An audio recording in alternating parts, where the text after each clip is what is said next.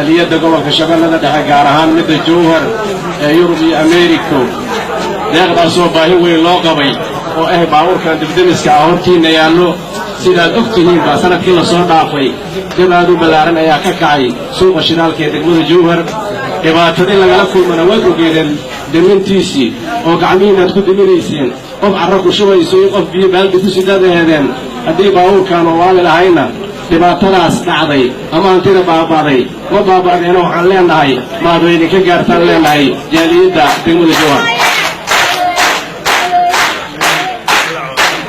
xaqiiqdii waxayna xusuusinaysaa reer Jowhar wuxuu ahaa jira abtirsigoodu yaa tahay haddii la reer Jowhar ay dhihi jireene xaqiiqdii jaaliyadaha dibadaha jiro weli meeshoodii ay joogaan baabuurkan siday ii sheegeen waxay ku gadeen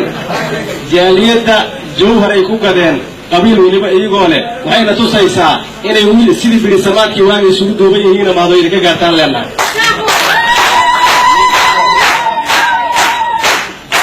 xaqiiqdii ma ahan kaliya baabuurkaan u jeediin hadday isboortiga tahay garabay siiyaan oo way garab taagan yihiin oo waa dhiirigeliyaan haddii ay tahay waad ogeedeen dhibaatooyinkii dhacay sidii fatahaadihii oo maaragtay gobolkan hore uga dhacay qayb weyn ay ka geysteen way u soo gurmadeen hadday tahay dhiirigelinta maamulka 24 saac wayna garab taagan yihiin oo hala dadaalo meeshay wax idin joogaan waa meel lagu farxay hore u socday inay ilaahiin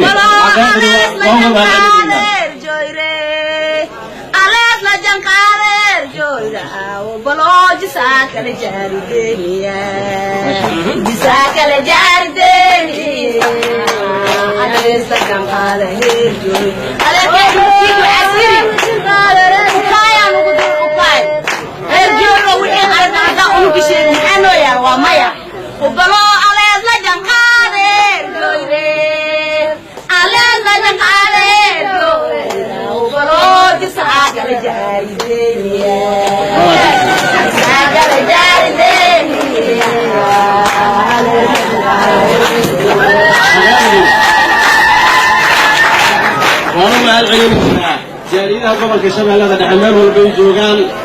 gaar ahaan reer Jowhar dadaalkoodii ay mar waliba maaragtay bulshada degmada ay la garab taagnaayeen waxa waliba ay u baahan yihiin waa uga mahad celinaynaa xaqiiqdu ma ahan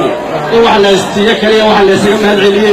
waxa uu mahad celinta u baahan ka warqabka iyo sida ay ugu xiran yihiin degmada ummadda ku nool baahi kasta iyo xaalad kasta ay ku sugan yihiin siday loo warqabo waa uga mahad celinaynaa jaaliyadda mahadweyne ka gaartaan leenahay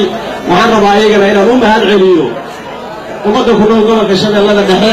dadaalka ay muujiyeen deegaanku haddowna nabadgelyo ahayn haddayna bulshadiisu isku duubnayn hadda cid wax ku jiri karta ma jirto waxaa la rabaa marka dadaalkiina ayay ku yimideen xaqiiqda waxa lagu soo dhiiraday ama leesiri qoftu markaad ugu begto waxay haysato inay dhaqaalaysay saad ogaataa waxa waxeeda wax loogu daraa waxay irteen ama ay xaqiiqsadeen reer Jowhar inaad dadaasheen ummadana cusula jeedaatiin oo qulubteedu midaysan tahay amniga xaqiijisay ee dadaalkiina sii wada in lagu soo dhiirado ee jaaliyadu yimaadeen wada jeedin dadkii 20 sano dalka ka maqnay way hadda waxa garabkayda fadhiyo waxayna ku timid nabadgelyada ka jirto iyo sidaad isugu duubantiin oo u go'aansateen inaad wax qabsatiin ay ku timid dadaalkiina sii wada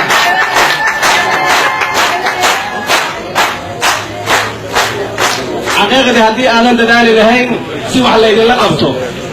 aan ku qaaday isqaab samay si la isu qaadan u naala xaqiiqdii meel wanaagsan wax la keenay haddii aan wax la qaban lahayn oo nabadgelyada aan ka shaqayn lahayna hadda qofku soo dhiiran karta ma jiri lahayn xaqiiqdii wax badan ay qabtay jaaliyaduhu waxa uu mahad celin mudan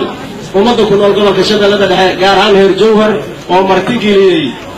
shirki maamul samaynta labada gobol Shabeellada Dhexe iyo Hiiraan sida bulshada u soo dhaweysayna waxaan leenahay maad way idinka gaartaan leenahay xaqiiqdu waa dadaasheen